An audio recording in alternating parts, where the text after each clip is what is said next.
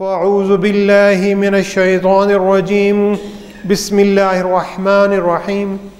قال اللہ تعالی فی الکتاب الحکیم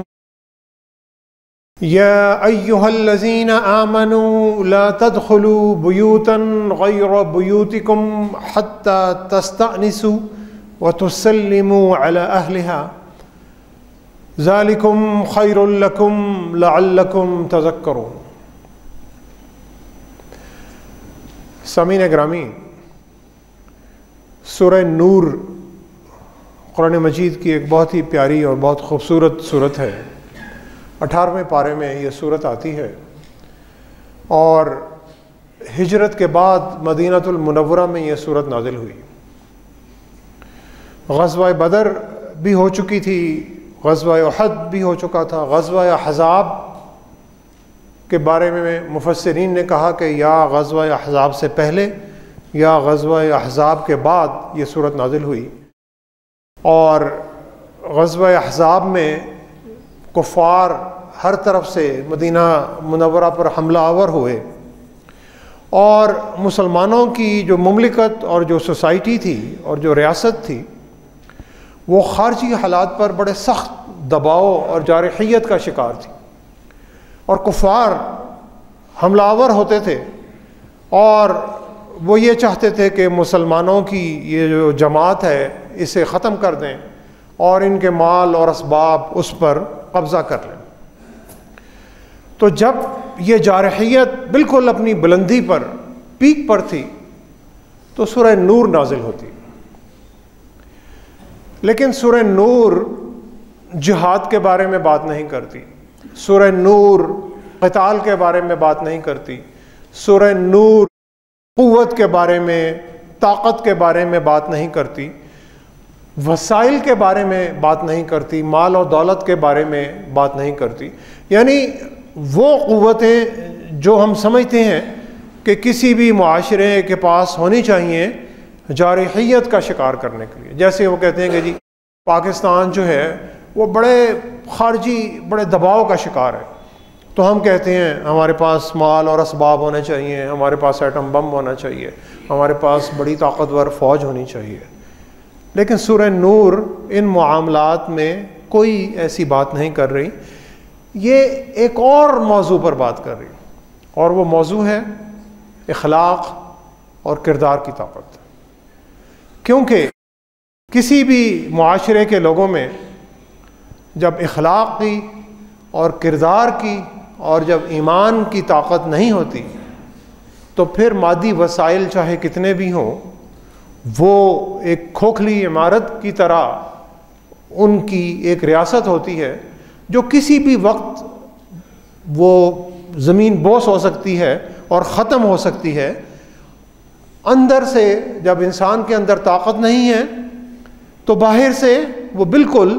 ایک کھوکھلا ہے اور اس کی طاقت صفر ہے۔ تو رب العالمین نے جو اندر کی طاقت ہے ہماری، اس طاقت کو بڑھانے کے لیے اور اس قوت مدافعت کو، یعنی جسے امیونٹی کہتے ہیں، اس قوت مدافعت کو بڑھانے کے لیے اس سورہ نور میں بہت سارے اہم قوانین رب العالمین نے بتائے۔ سورہ آل عمران میں رب العالمین غزوہ احد کا ذکر کر رہے ہیں، قتال کا ذکر کر رہے ہیں، اور پھر اس قتال کا ذکر کرتے ہوئے رب العالمین اس موضوع سے ہٹتے ہیں اور ربا اور سود کے موضوع پر آ جاتے ہیں۔ اور اگر آپ غور کریں تو آپ کہیں گے کہ یہ تو جہاد کی اور قتال کی اور فوج کی باتیں ہو رہی تھیں، یہ ایک دم پلٹ کر سود کی طرف، ربا کی طرف اللہ تعالیٰ اپنے کلام کو کیوں لے آئے ہیں؟ کیونکہ رب العالمین کو بڑی اچھی طرح یہ پتہ ہے کہ جس معاشرے کی بنیاد حرام کے کاروبار پر رکھی جائے گی اور جس معاشرے میں لوگوں کا حق جو ہے وہ سلب اس کو کیا جاتا رہے گا اور امیر تر ہوتا چلا جائے گا اور غریب تر ہوتا چلا جائے گا، وہ معاشرہ بہت کمزوری کا شکار ہو جائے گا۔ تو سورہ نور میں اللہ تعالیٰ نے سارے انہی اخلاقی معاملات کا ذکر کیا، اور آج کا یہ جو خطبہ ہے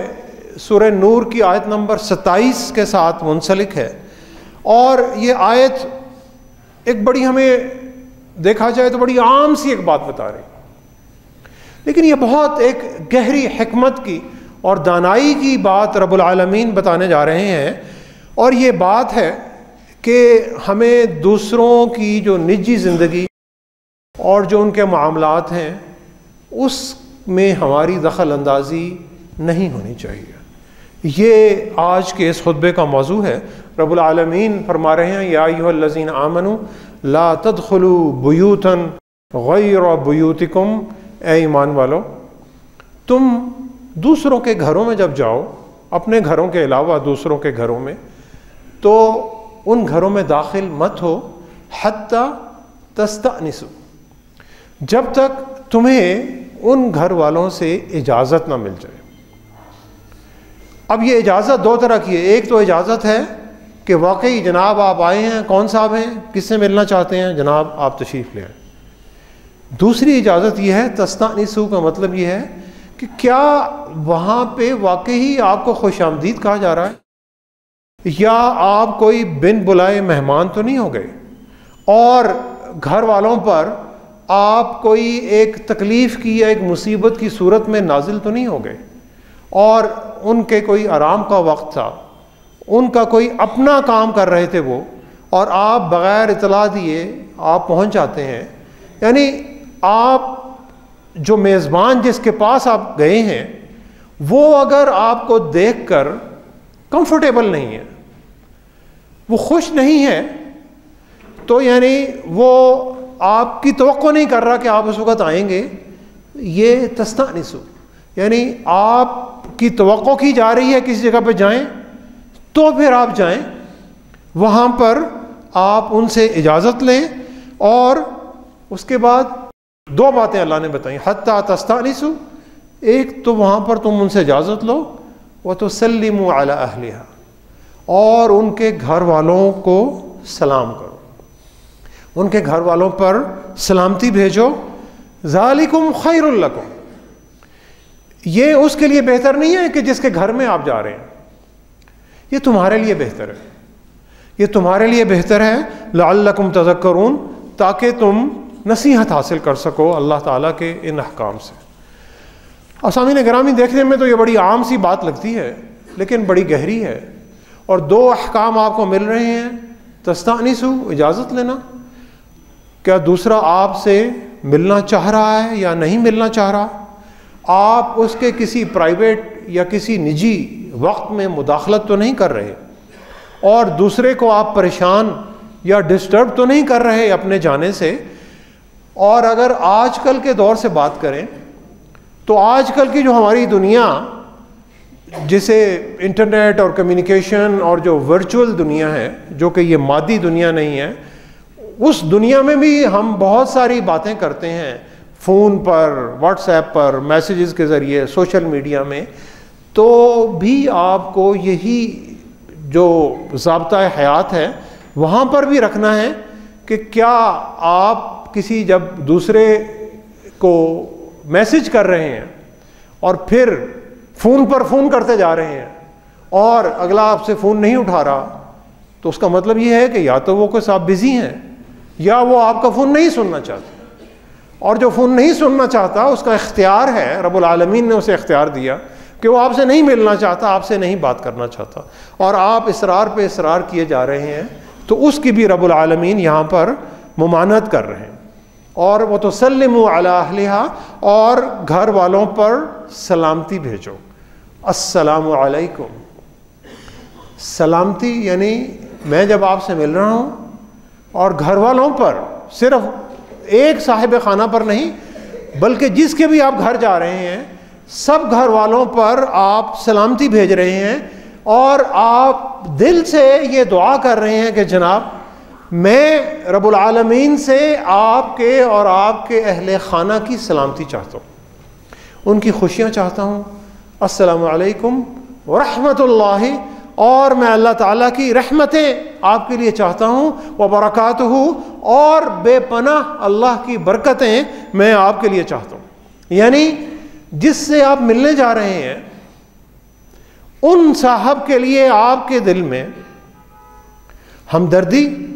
محبت، خلوص، پیار، رحمت اور برکت کے علاوہ کوئی جذبہ نہیں. اور اگر ہے تو پھر آپ اگر اس کو السلام علیکم کہہ رہے ہیں تو آپ یا میں منافقت کر رہا ہوں، کیونکہ دل سے تو میں انہیں پسند نہیں کر رہا، لیکن میں منہ سے اسے سلام کر رہا ہوں. تو اللہ کا بندہ جب کسی اللہ کے دوسرے بندے سے سلام کرتا ہے تو وہ اس کی سلامتی کا امین بن جاتا ہے اور اس کی حفاظت کرنے والا بن جاتا ہے. اور دوسرے بندے کی حفاظت سلام کہنے والے بندے کی ذمہ داری ہو جاتی ہے کہ وہ اس کا برا سوچ ہی نہیں سکتا، اس کے خلاف اپنے دل میں کوئی چیز لا ہی نہیں سکتا. ذالکم خیر لکم لعلکم تذکرون، یہ تمہارے لیے بہت بہتر ہے تاکہ تم یاد رکھ سکو. یہ عام سی بات ہے لیکن یہ تم بھول جاتے ہو، رب العالمین کہہ رہے ہیں. تو اس بات کو تمہیں یاد کرنا اور اس کی یاد دہانی بار بار کرنا بڑی ضروری ہے. پیارے نبی صلی اللہ علیہ وسلم نے فرمایا، تم میں سے جب کوئی شخص کسی دوسرے شخص سے ملنا چاہے تو اسے ایک مرتبہ اجازت طلب کرے، جواب نہیں ملتا دوسری مرتبہ اجازت طلب کرے، جواب نہیں ملتا تیسری مرتبہ اجازت طلب کرے، اور اگر تیسری مرتبہ بھی جواب نہیں ملتا تو واپس چلا جائے، بغیر کسی ناراضگی کا، غصے کا، پریشانی کا اظہار کیے بغیر، اپنے دل میں کوئی بھی منفی خیال لائے بغیر کہ جناب یہ صاحب نے مجھے لفٹ نہیں کرائی، میرا فون نہیں اٹھایا، میری بات نہیں سنی، یہ کوئی ذکر نہیں. نبی کریم صلی اللہ علیہ وسلم نے کہا یہ اختیار ہے ان صاحب کا کہ جن سے آپ ملنے جا رہے ہیں، اس کا اختیار ہے. وہ اگر آپ سے نہیں ملنا چاہتا آپ واپس لوٹ جائیں، آپ اسی پیار اور محبت کے جذبات کے ساتھ واپس لوٹ جائیں اور پھر کسی وقت دوبارہ کوشش کریں. حضرت سعد بن عبادہ رضی اللہ تعالیٰ عنہ فرماتے ہیں کہ ایک مرتبہ نبی کریم صلی اللہ علیہ وسلم ان کے پاس گئے اور نبی کریم صلی اللہ علیہ وسلم نے انہیں کہا السلام علیکم ورحمۃ اللہ. حضرت سعد نے جواب میں وعلیکم السلام ورحمۃ اللہ کہا، لیکن اتنی آہستہ آواز میں کہا کہ نبی کریم صلی اللہ علیہ وسلم نے سنا نہیں. رسول اللہ صلی اللہ علیہ وسلم نے دوسری مرتبہ سلام کیا، تیسری مرتبہ سلام کیا. حضرت سعد نے تیسری مرتبہ بھی آہستہ آواز میں جواب دیا، پیارے نبی صلی اللہ علیہ وسلم نے نہیں سنا.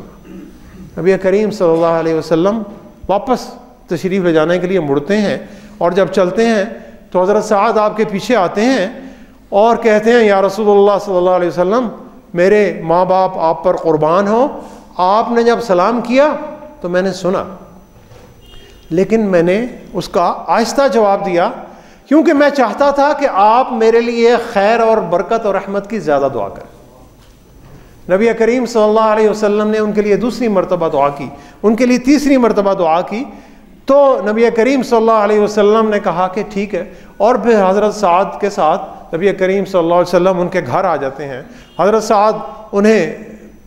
خشک انگور، کشمش جو ہے وہ میوہ پیش کرتے ہیں، اور نبی کریم صلی اللہ علیہ وسلم نے حضرت سعد کے لیے ایک بہت خوبصورت دعا کی کہ جو احادیث میں اکثر دعا آتی ہے، اور اس کا ترجمہ یہ ہے. نبی کریم صلی اللہ علیہ وسلم نے فرمایا کہ سعد، نیک لوگ آپ کا کھانا کھائیں، یعنی نیک لوگ آپ کے مہمان بنیں، فرشتے آپ کے لیے رحمت کی دعا کریں، اور روزے دار آپ کے ہاں روزہ افطار کریں. نبی کریم صلی اللہ علیہ وسلم انہیں یہ دعا دے کر جا رہے ہیں کہ آپ کی مہمان نوازی کے حقدار نیک لوگ ہوں، روزے دار آپ کے ہاں روزہ افطار کریں، اور فرشتے آپ کے لیے رحمت کی دعا کریں. سامعین گرامی، نبی رحمت صلی اللہ علیہ وسلم بہت زیادہ شرم اور حیا والے اور بہت زیادہ دوسروں کا خیال رکھنے والے تھے، یعنی ہمارے تصور سے بھی کہیں زیادہ دوسروں کا خیال رکھنے والے تھے. نبی کریم صلی اللہ علیہ وسلم جب کسی کے گھر جاتے دروازے پر، تو دروازے پر اس زمانے میں کپڑا لٹکا ہوتا تھا، تو نبی کریم صلی اللہ علیہ وسلم دروازے کے سامنے کھڑے نہیں ہوتے تھے، وہ دروازے کے دائیں یا بائیں کھڑے ہوتے تھے اور السلام علیکم ورحمۃ اللہ کہتے تھے، اور پھر اندر سے جواب ملتا تھا تو گھر میں داخل ہوتے تھے، اجازت نہیں ملتی تھی تو وہیں سے لوٹ کر آ جاتے تھے۔ آج کے زمانے میں لوگ اکثر ہم لوگ ایک دوسرے کو فون کرتے ہیں، اور دوسروں کے پاس اگر آپ کا نمبر سیو نہیں ہے تو بھی فون پہ ہم فون کرتے جاتے ہیں، اور یار یہ میرا فون نہیں اٹھا رہا، یہ جو بندہ ہمارا دوست ہے عجیب آدمی ہے۔ اپنا تعارف کرائیں۔ نبی کریم صلی اللہ علیہ وسلم کے گھر میں ایک دفعہ ایک صحابی آتے ہیں، تو نبی کریم صلی اللہ علیہ وسلم نے پوچھا کون؟ تو انہوں نے کہا میں، انا۔ تو نبی کریم صلی اللہ علیہ وسلم نے ناراضگی کا اظہار کیا۔ پیارے نبی صلی اللہ علیہ وسلم نے فرمایا یہ میں کیا ہوتا ہے، یعنی اپنا نام بتائیں۔ تو جب کسی کو فون کر رہے ہیں اور اگر دوسرے شخص کے پاس آپ کا نمبر سیو نہیں ہے تو انہیں آپ میسج کیجیے کہ جناب میں فلاں شخص ہوں، میں آپ سے بات کرنا چاہتا ہوں۔ پھر اگر وہ شخص آپ کو کال کرنا چاہتے ہیں یا آپ کی کال لینا چاہتے ہیں، اب یہ اس پر منحصر ہے، لیکن نہیں سننا چاہتے یہ ان کا اختیار ہے، میرا اختیار نہیں ہے۔ تو مجھے کسی قسم کی بھی کسی ناراضگی کا اور غصے کا اظہار کرنے کی یا پریشان ہونے کی کوئی ضرورت نہیں، کیونکہ میں نے دوسرے کو السلام علیکم کہا ہے، میں نے اسے امن کی ضمانت دی، میں نے رحمتوں کی دعا اس کے لیے کی ہے، اور ایک میں نے اس سے معاہدہ کر لیا۔ جب میں نے کسی دوسرے مسلمان بھائی کو سلام کیا تو میں نے اس کی سلامتی کی ذمہ داری لے لی اور اس کے ساتھ ایک معاہدہ کر لیا۔ سورہ مائدہ کی جو پہلی آیت ہے، رب العالمین کہہ رہے ہیں یا ایھا الذین آمنوا اوفوا بالعقود، اے لوگو جو ایمان لائے ہو اپنے عہد و پیمان پورے کرو۔ تو یہ جو السلام علیکم ہم کہتے ہیں اور اسے ہم سمجھتے ہیں کہ کچھ بھی نہیں ہے، اور پھر اس کے بعد دوسرے لوگوں کے لیے ہمارے دل میں کبھی نفرت ہے، کبھی بغض ہے، کبھی کینہ ہے، کبھی حسد ہے، اور عجیب طرح طرح کے منفی خیالات ہیں، تو سامعین گرامی جس کو ایک دفعہ سلام کر لیا، اللہ کا بندہ اس اپنے بھائی یا بہن کے لیے اپنے دل میں کوئی منفی خیالات نہیں رکھتا، کوئی حسد کے جذبات نہیں رکھتا، کوئی کینہ نہیں رکھتا، کوئی بغض نہیں رکھتا، کیونکہ سلام ایک معاہدہ ہے، ایک بائنڈنگ ایگریمنٹ ہے جو میں نے کر لیا، زبان سے کیا، وہ معاہدہ ہو گیا۔ اب اس معاہدے کے بعد جس سے میں بات کر رہا ہوں اس کے لیے میرے دل میں پیار اور محبت اور رحمت اور برکت ہے، اور میں اللہ سے اس کے لیے رحمت اور برکت کی دعا کر رہا ہوں، یہ ہے۔ اور اگلی آیت میں رب العالمین بتا رہے ہیں فَإِن لَّمْ تَجِدُوا فِيهَا أَحَدًا فَلَا تَدْخُلُوهَا حَتَّى يُؤْذَنَ لَكُمْ، اگر تمہارا میزبان جس سے ملنے جا رہے ہو وہ اگر گھر میں نہیں ہے تو ان کی اجازت کے بغیر گھر میں داخل نہیں ہو۔ وَإِن قِيلَ لَكُمُ ارْجِعُوا فَارْجِعُوا، اور اگر تمہیں کہا جائے کہ لوٹ جاؤ تو لوٹ جاؤ، بغیر پریشانی کا اظہار کیے، بغیر ناراضگی کا اظہار کیے، بغیر اپنے دل میں کوئی غصہ یا کوئی منفی خیالات لائے، لوٹ جاؤ۔ فَارْجِعُوا هُوَ أَزْكَىٰ لَكُمْ، یہ تمہارے لیے پاکیزہ ہونے کا ایک سبق ہے۔ کتنا ایک آسان سبق ہے پاکیزہ ہونا، یعنی قد افلح من تزکا۔ رب العالمین کہتے ہیں کہ کامیاب ہو گیا وہ شخص جو اپنا تزکیہ نفس کرتا رہا، اپنے نفس کو، اپنے دل کو اور اپنے خیالات کو پاکیزہ کرتا رہا۔ تو رب العالمین یہاں پر یہ بتا رہے ہیں اگر تمہیں اجازت نہیں مل رہی واپس لوٹ جاؤ، ہوا ازکا لکم، یہ تمہارے لیے پاکیزہ ہونے کا ایک طریقہ ہے، اور جو میزبان ہے اسے کوئی عذر بتانے کی ضرورت نہیں ہے، اور مہمان کو بھی برا ماننے کی کوئی ضرورت نہیں ہے۔ میں نے کہا جناب میں ملنا نہیں چاہتا، آپ واپس لوٹ جائیں، یہ تمہارے لیے ایک پاکیزہ عمل ہے، یہ اللہ تعالیٰ تمہاری ذات کو اس سے اور پاکیزہ کریں گے، اور تمہارے لیے خیر اور برکت کے کئی دروازے کھولتے چلے جائیں گے۔ واللہ بما تعملون علیم، اللہ تعالیٰ تمہارے ہر کاموں سے پوری طرح باخبر ہے۔ سامعین گرامی، یہ تزکیہ نفس کا ایک بڑا آسان طریقہ کہ دوسروں سے اجازت طلب کرنا اور دوسرے کے ساتھ ایسے تعلقات رکھنا کہ دوسرا بھی آپ سے ملنے کا متمنی ہو، یعنی اس کے دل میں بھی آپ کے لیے پیار اور محبت ہے اور وہ خوش ہو رہا ہے، وہ آپ کو ملنا چاہتا ہے اور آپ بھی اس سے ملنا چاہتے ہیں، یعنی معاشرے میں پیار اور محبت کو فروغ دینا۔ اور یہ نہیں کہ دوسرا آپ کو دیکھے تو وہ کہے یار یہ پتہ نہیں کہاں سے میرے اوپر کوئی مصیبت آ گئی ہے، اور وہ 1-2 منٹ میں آپ سے جان چھڑانا چاہے۔ یہ اسلامی معاشرے کا تصور نہیں۔ اسلامی معاشرے کا تصور پیار کا، محبت کا، اخوت کا تصور ہے کہ جہاں پر لوگ ایک دوسرے کا دکھ اور درد بٹاتے ہیں، دوسروں کے لیے تکلیف کا باعث نہیں بنتے، دوسروں کے لیے رحمت کا باعث بنتے ہیں، اور جب گھروں میں ملتے ہیں یا دوسروں سے ملاقات کرتے ہیں تو اس کی ٹوہ میں نہیں رہتے، اس کی عیب ڈھونڈنے کی کوشش نہیں کرتے۔ نبی کریم صلی اللہ علیہ وسلم نے فرمایا دوسروں کی عیب یا نقص ڈھونڈنے کی کوشش نہیں کرو۔ اور یہ فارمولا سائیکالوجی میں بھی اور جو مینجمنٹ کی کتابوں میں بھی بہت پڑھایا جاتا ہے کہ جناب آپ دوسروں کے جو نقائص ہیں ان کی طرف نہیں دیکھیں، کیونکہ کون شخص یہ دعویٰ کر سکتا ہے کہ اس میں کوئی نقص نہیں ہے۔ یہ ہمارے اندر کا شیطان ہمیں مجبور کرتا ہے کہ ہم بجائے اپنی طرف دیکھنے کے دوسروں کے نقص ڈھونڈنے کی کوشش کریں۔ اور نبی کریم صلی اللہ علیہ وسلم نے فرمایا دوسروں کے نقص ڈھونڈنے کی کوشش مت کرو، جو دوسروں کے عیب ڈھونڈے گا اللہ تعالیٰ اس کے عیب ڈھونڈیں گے، اور جس کے اللہ تعالیٰ عیب ڈھونڈیں گے اللہ تعالیٰ ضرور اسے اپنے گھر میں بھی رسوا کر کے رہے۔ تو سامعین گرامی، ہم میں سے کوئی بھی اپنے گھروں میں رسوا نہیں ہونا چاہتا۔ اس کا آسان طریقہ کہ دوسروں کے نقص ڈھونڈنے کی کوشش مت کرو، نجی زندگیوں میں دوسروں کی مداخلت سے دور رہو۔ اور سامعین گرامی، یہ ایک بیماری کینسر کی طرح ہمارے معاشرے میں، ہماری روزمرہ کی زندگیوں میں سرایت کر چکی، اور ہم اسے برائی نہیں سمجھتے۔ اللہ کے نزدیک اگر یہ کوئی چھوٹی بات ہوتی تو رب العالمین اس بارے میں 2 آیات نازل کر کے اسے سورہ نور کا اور قرآن مجید کا حصہ نہ بناتے۔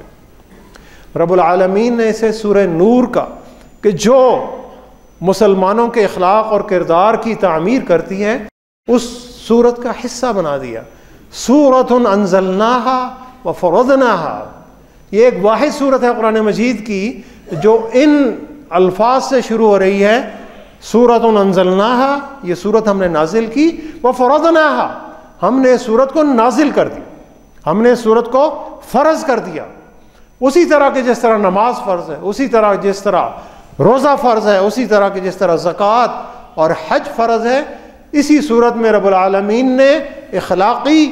اور کردار کی جو تعمیر ہے اس کے احکامات کو فرض کر دیا،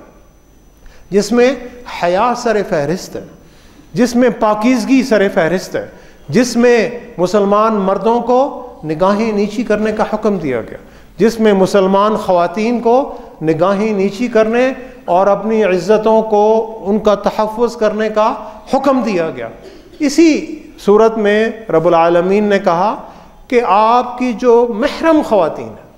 یعنی اپنی، اگر آپ نے والدہ کے کمرے میں بھی جانا ہے، آپ نے بہن کے کمرے میں بھی جانا ہے، آپ ان سے اجازت طلب کر کے آئیں۔ رب العالمین نے بچوں کو حکم دیا کہ اگر انہوں نے اپنے ماں باپ کے کمرے میں جانا ہے اجازت لے کے آئیں، کیونکہ ہر شخص کی ایک نجی زندگی ہے، ہر شخص کی ایک حیا ہے۔ رب العالمین نے اس حیا کا تحفظ کیا اور اس حیا کو ایمان کا حصہ بنا دیا۔ اور اس صورت میں پھر اللہ تعالیٰ کہتے ہیں اللہ نور السماوات والارض، بے شک اللہ زمین اور آسمانوں کا نور ہے، اور اللہ کا یہ نور